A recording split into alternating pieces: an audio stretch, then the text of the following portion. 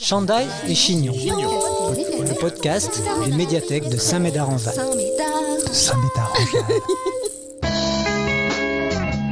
Joël Houdin et Romain Lenné sont employés par la commune de Saint-Médard-en-Val. Ils nous parlent des éco-gestes autour du numérique dans le milieu professionnel. Avant de les écouter, voici une annonce de notre partenaire et sponsor. Boomer, le premier jeu de société où tu peux saloper la planète en t'amusant comme un petit fou. Épuise les ressources naturelles de notre planète et mets un maximum de gaz à effet de serre. Tu peux aussi vider les nappes phréatiques et assécher les rivières pour remplir des méga bassines et refroidir les centrales nucléaires. Tu pourras provoquer les plus grandes sécheresses, inondations, famines, virus, tout ça en t'enrichissant, c'est trop chouette. Boomer, le jeu préféré de toute une génération. Boomer. Vous travaillez pour une collectivité sur la question des éco-gestes autour du numérique dans le milieu professionnel. Vous allez nous en parler, mais avant, la question que je pose à tous les invités, 3 choses que vous aimez et 3 choses que vous n'aimez pas. Joël. J'aime l'informatique, j'aime la musique, j'aime le soleil. Je n'aime pas l'intolérance. Romain. J'aime les Girondins de Bordeaux, travailler à Saint-Médard-en-Val et Chandail et Chignon. Et je n'aime pas l'intolérance, le racisme et travailler le week-end. Les éco-gestes autour du numérique dans le milieu professionnel, de quoi s'agit-il exactement ? Alors, comme tu le disais, nous travaillons pour la ville de Saint-Médard-en-Val. Romain sur la partie conseiller numérique. Pour ma part, j'ai plusieurs casquettes, notamment la coordination de cette mission. Alors, la ville de Saint-Médard encourage les pratiques éco-responsables. C'est une commune qui a un engagement réel en faveur de la transition écologique. C'est donc tout naturellement que nous avons créé cette sensibilisation autour des éco-gestes dans le milieu professionnel pour un numérique plus responsable. Dans un premier temps, c'est une sensibilisation qui est destinée au personnel de la commune. Et puis, courant de l'été, on va la proposer sur des petits déjeuners dans les quartiers de la ville. Et là, on va un peu plus l'adapter pour des éco-gestes au sein du foyer. Donc, cette sensibilisation, il s'agit donc de présenter des éco-gestes simples, à la portée de tous, à appliquer au quotidien dans le milieu du travail ou à la maison. Donc on parle d'éco-gestes, mais c'est quoi en fait un éco-geste ? Un éco-geste, c'est un geste simple et banal de la vie de tous les jours, comme aller au travail, au cinéma, faire la cuisine, se laver, jardiner, faire ses courses. C'est un geste que chacun de nous peut faire afin de diminuer la pollution, améliorer son environnement et son empreinte carbone. Et quel est votre constat de départ sur la question du numérique et de son impact sur l'environnement ? Romain. On a constaté en fait que le numérique prenait de plus en plus de place dans nos vies, que ce soit personnelles mais également professionnelles. Cependant, cette ascension justement du numérique au quotidien n'est pas sans conséquence sur l'environnement et donc notre consommation énergétique est forcément financière. Et quel éco-geste peut-on mettre en place dans le monde professionnel, notamment autour du numérique ? Le fait que ce soit naviguer sur Internet, stocker de manière responsable, faire attention à sa consommation électrique, utiliser des fichiers avec parcimonie et avec un poids raisonnable, envoyer seulement l'indispensable par mail. Ce sont en fait quelques bonnes habitudes à prendre chaque jour au travail, dans sa vie personnelle, pour ses connexions ou pour ses échanges, partages et communications. Quel est l'impact écologique des data centers et comment le limiter ?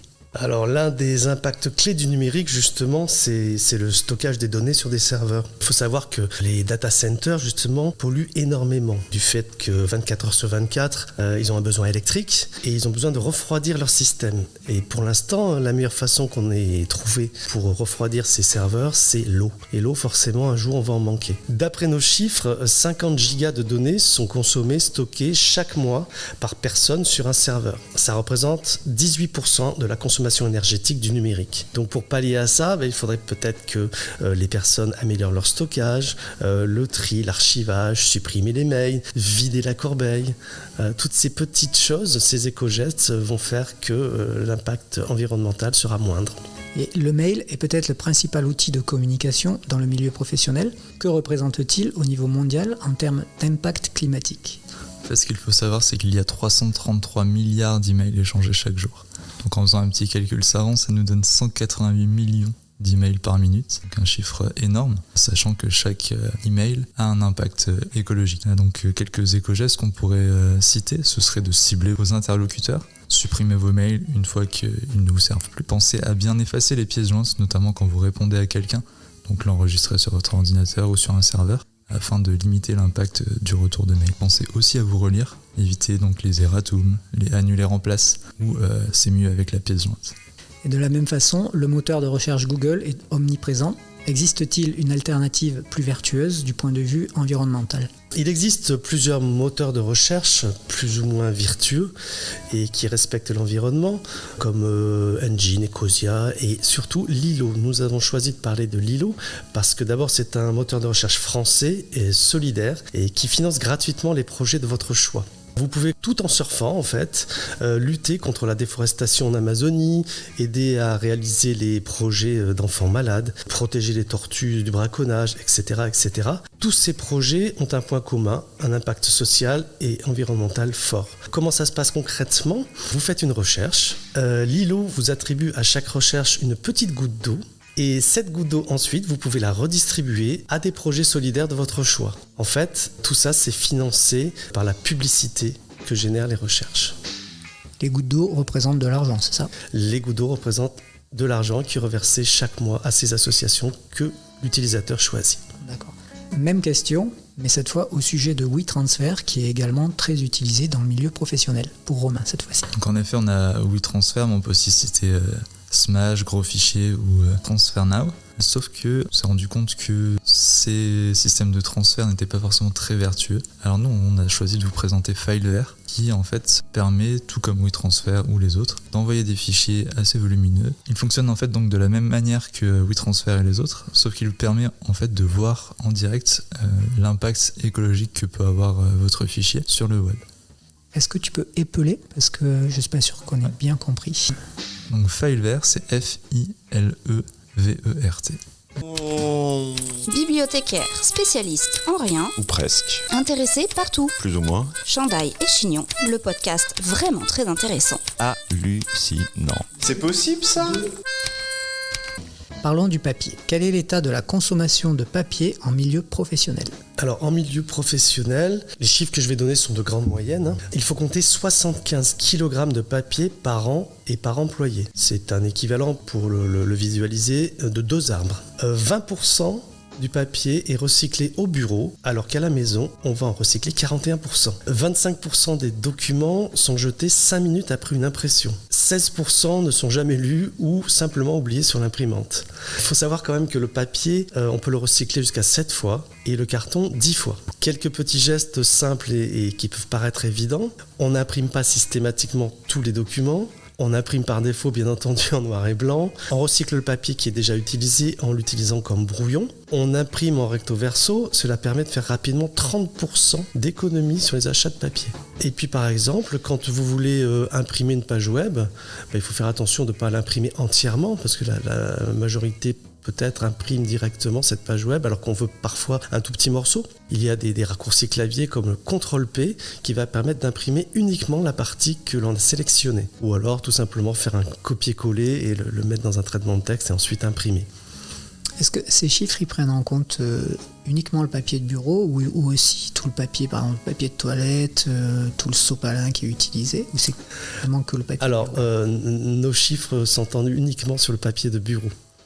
Donc du papier à l'encre, comment utiliser moins d'encre au travail ? Moins d'encre au travail. Écoutez, il existe des polices que l'on appelle éco-friendly, par exemple. Donc avec ces polices, on peut par exemple économiser jusqu'à 33% sur l'encre de nos impressions. Je vais les citer, ces polices. Il y a par exemple Sprank Eco, SPRANQ et un peu plus loin Eco. C'est une police dans laquelle se trouvent des petits trous dans les caractères, ce qui fait qu'on va utiliser donc moins d'encre. Et sur l'impression du papier, on ne va pas s'en apercevoir de ces petits trous. Il va y avoir des micro-bavures qui vont remplir les trous. Donc ça permet d'économiser l'encre. Avez-vous d'autres informations utiles pour travailler de façon plus éco-responsable, par exemple sur le chauffage, le matériel, l'éclairage et peut-être beaucoup d'autres choses ? Romain. En effet, ça va être aussi des gestes qu'on peut très bien appliquer à la maison. On entend souvent ce n'est pas Versailles ici. Donc le premier réflexe, c'est de penser à éteindre les lumières en quittant votre bureau ou si la luminosité est suffisante. Quand vous quittez la pièce également, pensez à éteindre la lumière. Mettez votre ordinateur en veille quand vous prenez une pause ou éteignez-le quand vous vous absentez pour déjeuner ou en fin de journée. Pensez à mettre l'ordinateur en veille pas que l'écran. Baisser la luminosité de l'écran manuellement ou par contrôle automatique va vous permettre de diminuer de 25% la consommation électrique de cet écran. Donc c'est pas négligeable. Il faut savoir qu'en fait 40% de la consommation des équipements de bureau est effectuée la nuit et le week-end. Donc ça s'explique en grande partie par la quantité horaire de la nuit et du week-end, mais c'est quand même un chiffre très important. Pour préserver également votre batterie de téléphone ou d'ordinateur, pensez à recharger dès qu'il atteint 20% de batterie et de le recharger jusqu'à 80% environ, ça va augmenter la durée de vos batteries. Alors d'où proviennent tous ces chiffres ? Alors tous ces chiffres proviennent de l'ADEME, l'Agence de la transition écologique. Ce sont des chiffres que nous avons récoltés sur une période de 2021 à 2023. Donc ils sont en constante évolution finalement. Quels outils utilisez-vous pour sensibiliser vos collègues et bientôt donc les habitants de Saint-Médard-en-Jalles ? Pour monter cette sensibilisation, on a utilisé un utilitaire Kahoot qui nous a permis de créer un quiz qui nous permet de proposer un challenge de questions interactives où les participants répondent en direct via leur smartphone.